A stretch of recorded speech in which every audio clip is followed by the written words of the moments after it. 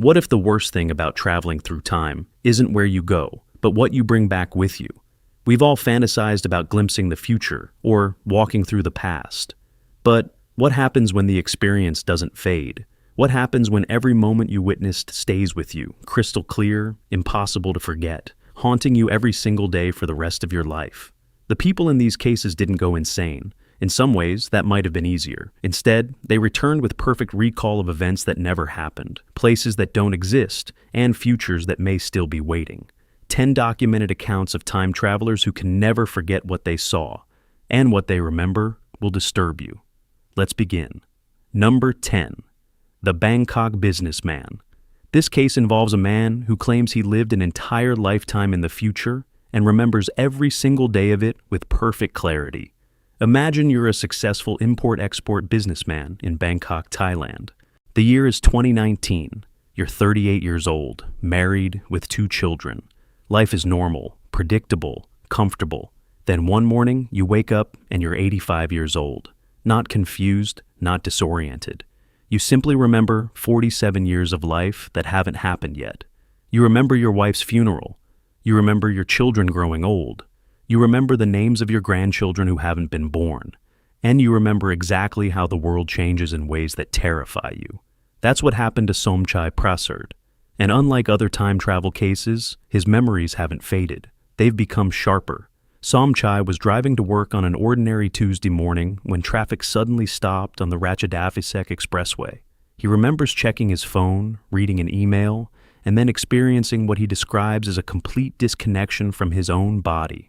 He didn't lose consciousness. Instead, he felt like he was being downloaded into a different version of himself. When awareness returned, he was still sitting in his car, still stuck in traffic. But 4 hours had passed. His phone showed dozens of missed calls, and inside, his mind were 47 years of memories that felt more real than the life he was currently living. Somchai began documenting everything he could remember. He filled notebooks with names, dates, events, and personal moments from a future that extended to 2066. The specificity was staggering. He remembered the exact temperature on the day his wife was diagnosed with cancer, 14 years from now. He remembered the serial number on his future grandson's first bicycle. He remembered political events, technological changes, and natural disasters with the same casual certainty that you remember what you had for breakfast yesterday. Psychologists who examined Somchai found no evidence of delusion or confabulation. His brain scans were normal. His cognitive function was intact. The memories simply existed alongside his regular memories, 2 complete lifetimes stored in one human brain. But here's what makes this case truly disturbing. Somchai knows how he dies. He remembers the hospital room, the faces of his children, the exact time on the clock when everything went dark. He knows the date, still decades away, but approaching with absolute certainty. He describes living with this knowledge as a kind of gentle torture. Every moment with his wife is tinged with the memory of losing her. Every milestone with his children is shadowed by what comes after. He watches the news with dread, recognizing the early signs of events he remembers from the other side. Somchai hasn't told his family what he knows. How do you explain to your wife that you've already attended her funeral? How do you look at your children knowing exactly how their lives unfold? He continues running his business, raising his family, living an ordinary life. But behind his eyes exists another existence, a complete future he never chose to see, impossible to share, impossible to forget. And every morning when he wakes up, he's one day closer to finding out if his memories are prophecy or prison. But this next case isn't about remembering the future. It's about remembering a past that wasn't yours. Number 9, the lighthouse keeper's daughter. This case involves a woman who possesses vivid, detailed memories of a life she never lived, in a place she'd never visited, as a person who died 80 years before she was born. Imagine waking up one morning and suddenly remembering your entire childhood differently. Not vague feelings or impressions, but specific memories. The smell of your mother's cooking, the sound of your father's voice, the layout of your childhood bedroom. Except none of it matches the childhood you actually had. The memories belong to someone else, someone who lived and died decades before you were born. That's the reality facing Margaret Holloway, and she's been living with it for over 30 years. Margaret was a schoolteacher in Portland, Oregon, with no particular interest in the supernatural. In 1994, at age 27, she visited the Hitsita Head Lighthouse on the Oregon coast as part of a weekend trip with friends. The moment she stepped through the front door of the lighthouse keeper's quarters, her legs buckled. What happened next changed everything she understood about memory, identity, and time itself. Margaret experienced what she describes as a total memory replacement. For approximately 90 seconds, she lost all awareness of being Margaret Holloway. Instead, she was someone named Ellen Peterson, and she was remembering her entire life in that lighthouse from 1891 to 1919. When Margaret regained her normal consciousness, the Ellen memories didn't disappear. They stayed, permanent and unshakable, alongside her own biographical memories. She now possessed two complete childhoods, two sets of parents, two entire life experiences encoded in her brain. The details Margaret remembered were extraordinarily specific. She remembered Ellen's father teaching her to tend the lighthouse lamp. She remembered the exact pattern of cracks in the kitchen ceiling. She remembered the names of ships that passed, the dates of storms, the precise location where Ellen buried her pet cat in 1904. Researchers investigated Margaret's claims and found something chilling. Ellen Peterson was real. She was indeed the lighthouse keeper's daughter at Hitsita Head, born in 1885, died in 1919 during the influenza pandemic, and many of Margaret's specific memories checked out against historical records, details that weren't publicly available, details that Margaret had no way of knowing. But Margaret's experience goes beyond simple past life memory. She doesn't just remember being Ellen. She remembers Ellen's entire emotional landscape. She grieves for Ellen's dead mother, a woman who died 110 years ago. She feels Ellen's fear during winter storms that happened a century before Margaret was born. She carries Ellen's heartbreak over a sailor who never returned from sea. Living with someone else's complete emotional history has proven devastating in ways Margaret never anticipated. She's been married twice, and both marriages ended because her husbands felt like they were competing with a ghost. Margaret would cry during arguments not because of present conflict, but because Ellen's memories of loss would surface unbidden. Margaret has spent decades trying to understand what happened in that lighthouse. Was she Ellen in a past life? Did Ellen's consciousness somehow imprint itself onto the location, waiting for the right vessel? Or did Margaret experience a temporal overlap, her mind briefly merging with Ellen's across 75 years of time? She doesn't have answers. What she has are two lifetimes of memories, equally vivid, equally real, and only one of them actually happened to her body. The lighthouse still stands on the Oregon coast. Margaret has never gone back. She says she's afraid of what else might be waiting there, what other lives might download themselves into her consciousness, how many more strangers she might become. But while Margaret struggles with memories from a single past life, this next case involves something far more terrifying. Memories of an ending that hasn't happened yet. Number 8, the Antarctic Witness. This case comes from one of the most isolated places on Earth and involves a scientist who claims he witnessed humanity's final days and remembers every horrifying detail. Imagine you're a climate researcher stationed at the Amundsen Scott South Pole Station. You've been studying ice cores for 3 months, surrounded by frozen silence and endless white.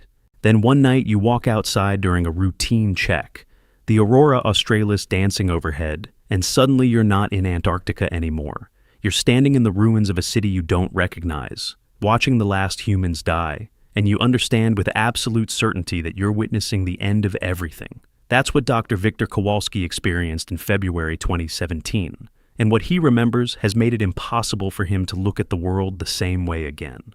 Victor was an experienced polar researcher, 44 years old, with over a dozen Antarctic deployments on his record. He was mentally stable, physically healthy, and completely unprepared for what happened during a routine equipment check at 2 a.m. on February 14th. He stepped outside into negative 67-degree conditions, the stars brilliant above the ice sheet. He took 3 steps toward the monitoring station, and then he was somewhere else entirely. Victor found himself standing in what appeared to be a coastal city, but the buildings were wrong, architecture he didn't recognize, materials that seemed to absorb light rather than reflect it. The sky above was the color of copper, thick with something that looked like ash but felt like static electricity against his skin. People were dying around him, not violently, not dramatically. They were simply stopping, sitting down, lying down, closing their eyes, and becoming still. Victor watched an elderly woman walk past him, sit on a bench, and stop breathing with what looked like profound relief. He understood somehow that this was not a catastrophe. This was a conclusion. Something had ended, something essential to human existence, and these were the last people choosing to go quietly. Victor spent what felt like hours wandering through the dying city. He learned its geography, memorized its streets, watched its final inhabitants give up on survival. He remembers the exact layout of buildings, the strange symbols on signs he couldn't read, the sound of the wind through empty windows. Then he was back in Antarctica, collapsed in the snow, suffering from severe hypothermia. Only 7 minutes had passed. Victor's physical condition required immediate medical evacuation, but his psychological condition proved far more complicated. He could not stop remembering the dying city. The memories weren't fading, weren't becoming dreamlike. They remained vivid and complete, as real as his memories of his childhood home. In the months following his evacuation, Victor attempted to document everything he witnessed. He drew maps of the city that architects found structurally consistent but stylistically alien. He described technologies that engineers found theoretically possible but centuries beyond current development. He provided details about the collapse that climatologists found chillingly plausible. But here's what haunts Victor most. The people in that city weren't afraid. They were tired. They had fought against whatever was coming, fought for what Victor estimated was generations, and they had finally accepted defeat. The emotion Victor absorbed from that place wasn't terror. It was exhaustion so profound that non-existence felt like mercy. Victor returned to research, but found himself unable to care about short-term climate projections. Why warn about sea level rise in 2050 when he's seen what comes after? Why save the polar ice when he knows the ending is already written? He lives in Norway now, in a small cabin overlooking the Arctic Ocean. He watches the ice recede each year and recognizes patterns from the dying city. He sees the beginning of the ending he witnessed, and he has no idea how to tell anyone that he's already watched it conclude. Some researchers who've interviewed Victor believe he experienced a temporal projection, his consciousness thrown forward to witness humanity's endpoint. Others suggest the Antarctic isolation triggered an elaborate psychological break. Victor doesn't particularly care which explanation is true. What he cares about is this. He remembers how we end. He remembers the resignation on those final faces. And he has to live with that knowledge every single day for the rest of his life. But while Victor watched civilizations end, this next case involves something almost more disturbing. Time compression so severe that decades passed in minutes. Number 7. The Tokyo Loop. This case involves a man who experienced over 27 years of subjective time during a 4-minute subway delay and emerged with memories so complete that he can no longer distinguish which life is real. Imagine you're on your morning commute in Tokyo, standing in a crowded subway car, thinking about nothing in particular. The train stops between stations, an ordinary delay that happens every few weeks. You check your phone, sigh with mild annoyance, and wait for movement to resume. 4 minutes later, the train starts again. Except inside your mind, you've lived 10,000 days. You've experienced 27 years of life, complete with relationships, jobs, tragedies, and joys. All of it as real as the commute you're now finishing. That's what happened to Kenji Yamamoto, and the life he remembers living during those 4 minutes feels more real to him than the life he returned to. Kenji was 31 years old, single, working as a software developer in Shibuya on the morning of March 8, 2021. His Ginza Line train stopped in a tunnel between Omotesando and Shibuya stations. The lights flickered once, and then Kenji wasn't on the train anymore. He found himself standing in an apartment he didn't recognize, wearing different clothes, looking at a reflection that was older than the face he'd seen in the mirror that morning. A woman he'd never met walked in and kissed him good morning. She called him by name. She handed him coffee in a mug he'd apparently owned for years. Kenji lived in this life for what he experienced as 27 years. He watched his children grow up. He buried his parents. He fought with his wife and reconciled with her. He was promoted 3 times. He attended funerals and weddings and birthday parties. He experienced every mundane moment and milestone that comprises a human existence. When he finally returned to the subway car, only 4 minutes had elapsed. But inside his consciousness existed nearly 3 decades of memories, relationships, and experiences that felt absolutely real. The psychological impact was immediate and devastating. Kenji mourned for people who had never existed. He grieved for children he'd raised for 20 years, who simply weren't real. He missed his wife, this woman he'd never actually met, with the deep familiar ache of genuine loss. He went home that night to an empty apartment and couldn't stop crying. Not because anything was wrong, but because everything was wrong. His real life felt like the dream, the 4-minute life felt like reality. Kenji sought psychiatric help, assuming he had experienced some form of psychotic break. But his brain scans showed no abnormalities. His cognition was intact. The memories simply existed, as detailed and persistent as any genuine memory. In the years since the incident, Kenji has noticed something troubling. His 4-minute memories have begun to integrate with his real memories. He sometimes can't remember which childhood belongs to which timeline. He reaches for objects in locations where they existed in the other life. He expects phone calls from people who don't exist. He's tried to find the woman from the subway life. He remembers her face perfectly, her voice, her habits, the exact shade of her eyes. He's searched social media, dating apps, even hired a private investigator. But she doesn't seem to exist in this reality. Kenji isn't sure if she was a real person he somehow connected with across time, or if she was a construction his consciousness created during the experience. What he knows is that he loved her for 27 years, raised children with her, grew old beside her, and now he can't touch her. He continues working, functioning, living what the world considers his real life.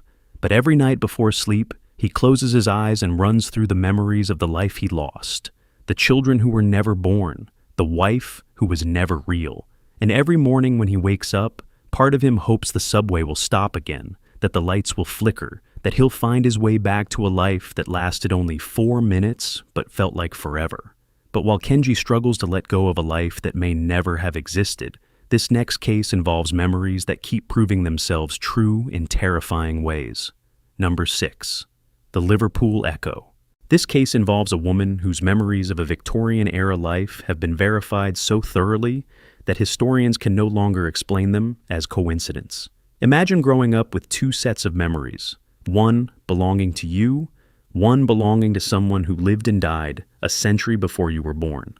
Now imagine that your Victorian memories start coming true, that you find yourself standing in places you remember from that other life, that records confirm details you couldn't possibly know. That's been the reality for Helen Chambers since she was 5 years old. And the deeper she investigates her other memories, the more impossible they become. Helen was born in Liverpool in 1982, a perfectly normal child with perfectly normal parents. But from her earliest years, she talked about her other house, described people her parents didn't know, and used words that hadn't been in the common usage for a century. At first, her parents assumed she had an overactive imagination. But Helen's memories were too consistent, too detailed, and too historically accurate to dismiss. She remembered being a servant girl named Agnes Whitmore in a Liverpool household during the 1890s. She remembered the exact address, the names of the families she served, the layout of every room, the pattern of cracks in the servants' stairwell. When Helen was 14, her father took her to the address she had described since childhood. The building had been demolished in 1962, but historical photographs showed exactly what Helen remembered. More disturbing, census records from 1891 confirmed that an Agnes Whitmore, age 16, had worked as a domestic servant at that address. Agnes Whitmore died in 1897 at age 22, apparently from tuberculosis. Helen remembers her death. She remembers the coughing, the weakness, the slow surrender. She remembers the exact pattern of light through the window on the afternoon she stopped breathing. But Helen's memories don't stop at Agnes's death. She remembers what came after, a period of darkness, a sense of waiting, and then suddenly being born again in 1982 with all of Agnes's memories intact alongside her new infant consciousness. Researchers who've studied Helen have found her case uniquely verifiable. She's identified photographs of people Agnes knew, but who aren't labeled in historical records. She's described the interior of buildings that no longer exist, with accuracy that astounds architectural historians. She's provided details about daily life in Victorian Liverpool that appear in no published source but have been confirmed through recently digitized private documents. The psychological burden of this double memory has shaped Helen's entire life. She carries Agnes's grief, Agnes's fears, Agnes's unfinished business. She grieves for a mother who died in 1903. She resents an employer who mistreated her in 1895. She carries trauma from events that happened 90 years before her body was born.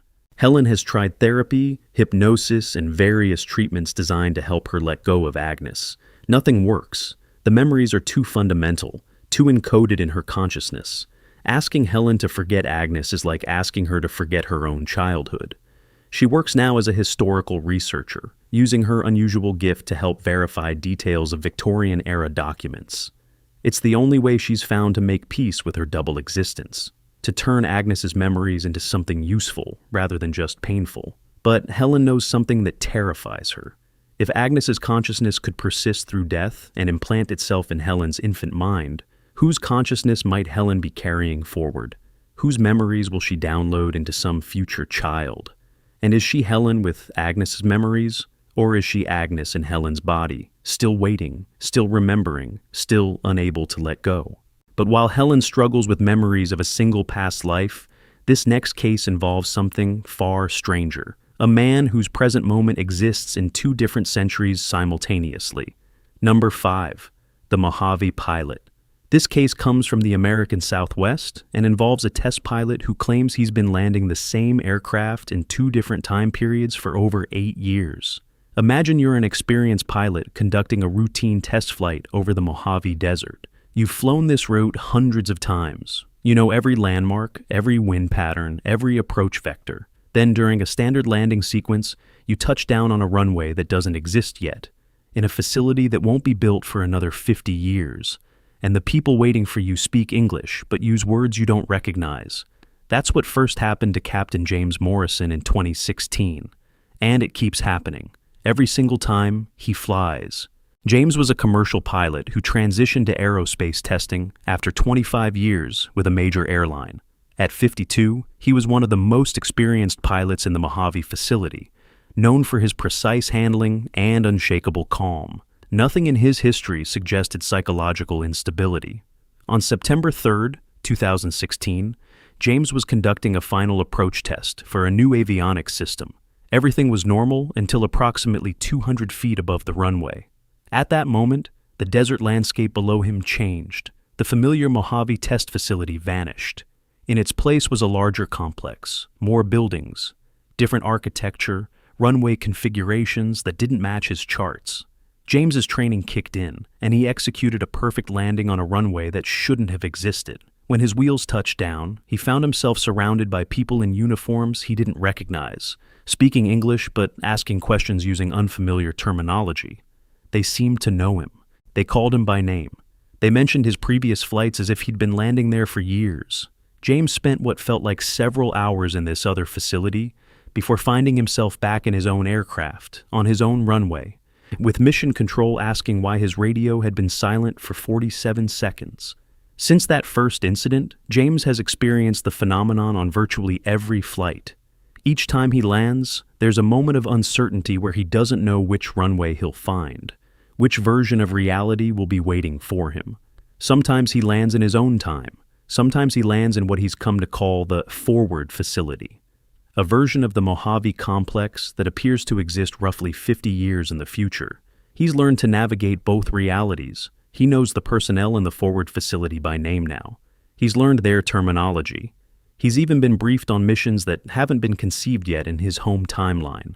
The dual existence has made James an extraordinary pilot but a tortured human being. He can never fully relax during landing, never know which reality will greet him. His relationships have suffered as he's become increasingly detached from present-day concerns, too aware of how different things will be in the forward timeline. James has begged his future contacts for information about what's coming, about how to prepare his family, about whether there are disasters he could prevent. They refuse to tell him, citing protocols about temporal contamination that James doesn't fully understand. He continues flying, continues splitting his existence between two time periods, continues landing on runways in both realities. and he continues remembering every moment from both timelines, unable to forget any of it, unable to choose which reality matters more. But while James exists between two periods, this next case involves something even more disturbing. A man who has already attended his own funeral, number 4, the Montreal mourner. This case involves a university professor who experienced his own death and funeral, and now must live the rest of his life knowing exactly how and when it ends. Imagine you're at a funeral, the casket is open, and when you look inside, you're staring at your own face. Around you, your family grieves, your colleagues give speeches, your entire life is summarized and concluded while you stand there witnessing all of it. Then you wake up in your own bed, 23 years before that funeral takes place, with perfect memory of everything you saw. That's what happened to Dr. Philippe Beaumont in 2019, and the countdown to his death has been running ever since. Philippe was a respected professor of philosophy at McGill University, 49 years old, healthy, with no history of unusual experiences. On the evening of October 12, 2019, he went to bed feeling normal. When he opened his eyes, he was standing in a funeral home watching his own memorial service. He recognized everything: his wife, 23 years older, weeping in the front row, his children, now middle-aged, holding her hands, colleagues he worked with, some of them visibly aged, others he didn't recognize but somehow knew were future hires at the university. Philippe watched for what felt like the entire service. He heard the eulogies, the music selections, the awkward jokes meant to lighten impossible grief. He learned that he died at 72 from complications of a stroke, that he was remembered as a good man but a distant father, that his life's work was considered important but not transformative. Then he was back in his bed, shaking, his wife asking what was wrong, his clock showing that only moments had passed. Philippe has spent the years since trying to change what he witnessed. He's become a more present father, hoping the eulogies will be different. He's modified his diet and exercise, hoping to avoid the stroke. He's documented everything he remembers about the funeral, searching for details that might allow him to alter the outcome. But here's what torments Philippe most. The memories feel final. They don't feel like a possibility. They feel like a conclusion he's already witnessed. He wasn't observing one possible future. He was observing the future, the actual ending that awaits him regardless of what he does now. Philippe has become obsessed with a philosophical question his experience raised. If he's already witnessed his death, if those future mourners have already grieved him, does the Philippe living now have any real agency? Is he living a life or simply playing out a script that's already been written? He continues teaching, continues raising his children, continues loving his wife. But he measures each day against a clock only he can see, counting down to a death he's already witnessed, carrying the memory of his own funeral everywhere he goes. And every time his wife laughs or his children call, he remembers what they looked like weeping over his casket, 23 years older, saying goodbye to a father and husband they've technically already lost. But while Philippe knows his own ending, this next case involves memories that span not years or decades, but centuries. Number 3, the Kyoto monk.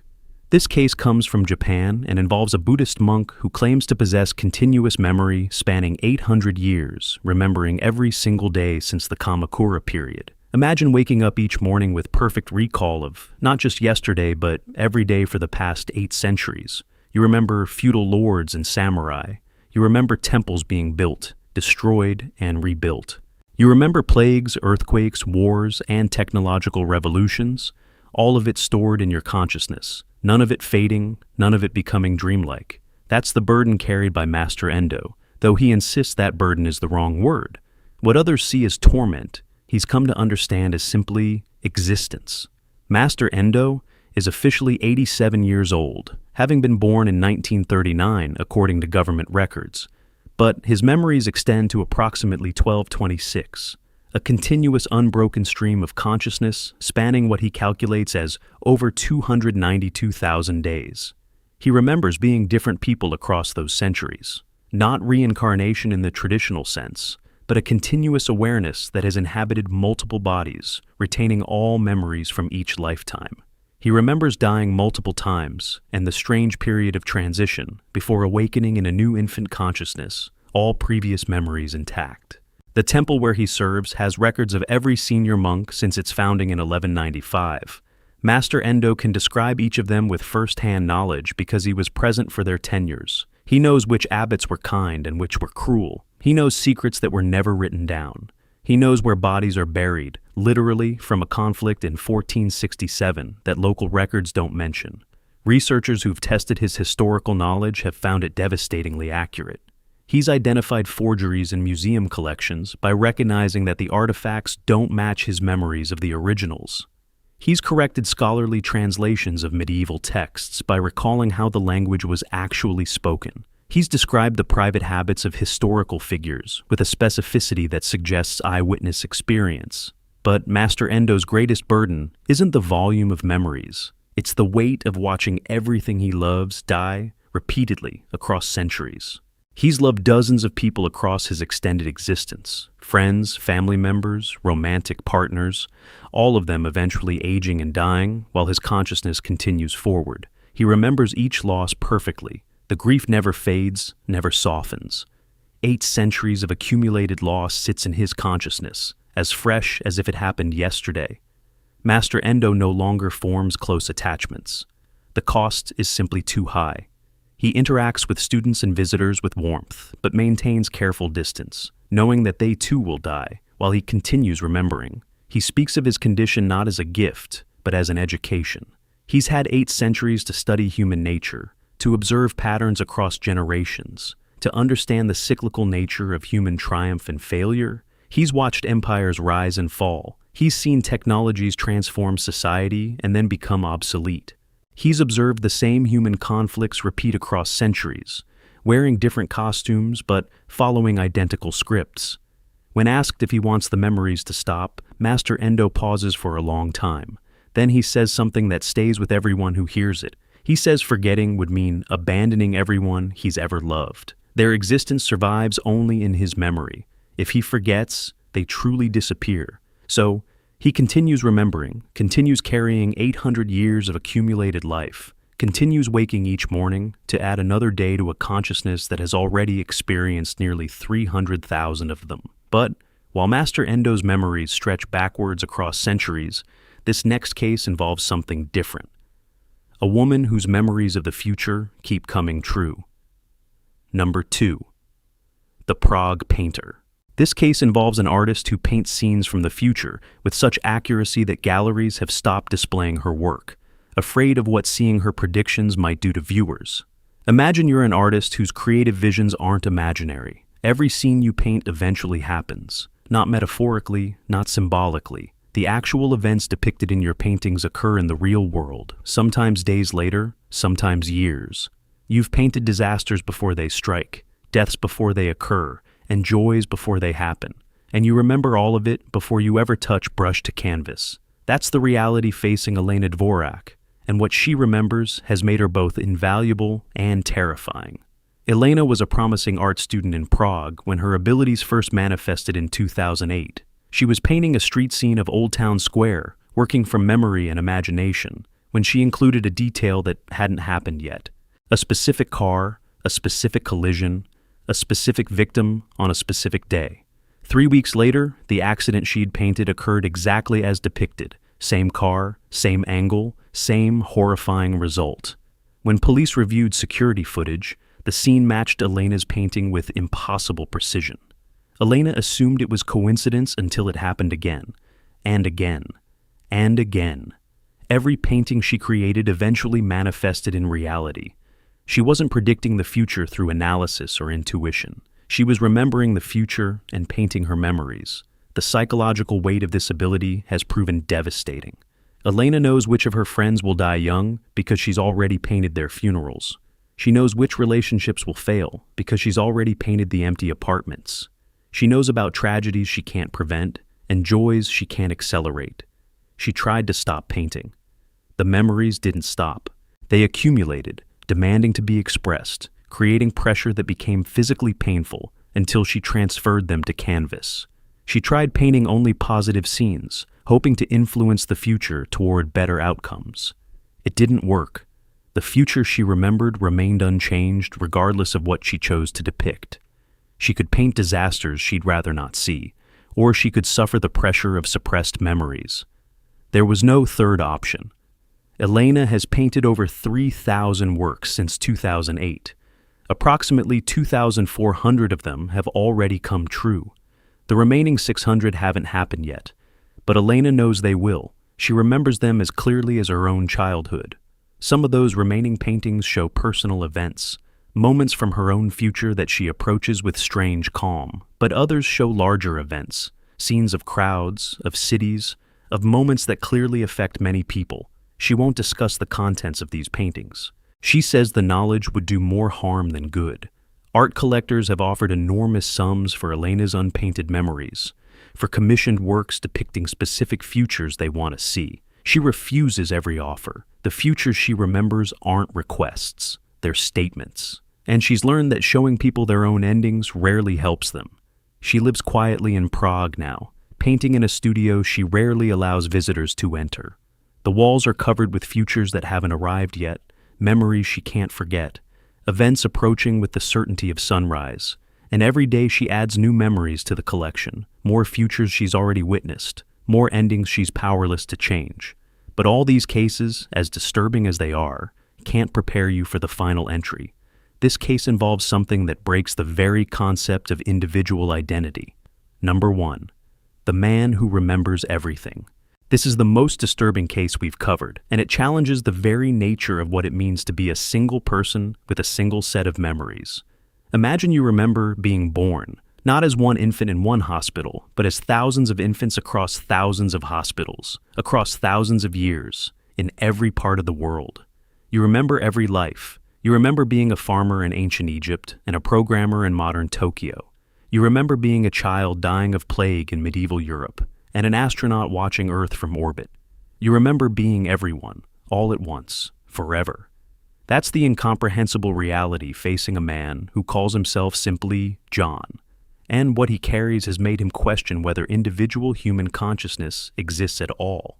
John appeared at a psychiatric facility in rural Vermont in 2015. He had no identification, no verifiable history, no records of any kind.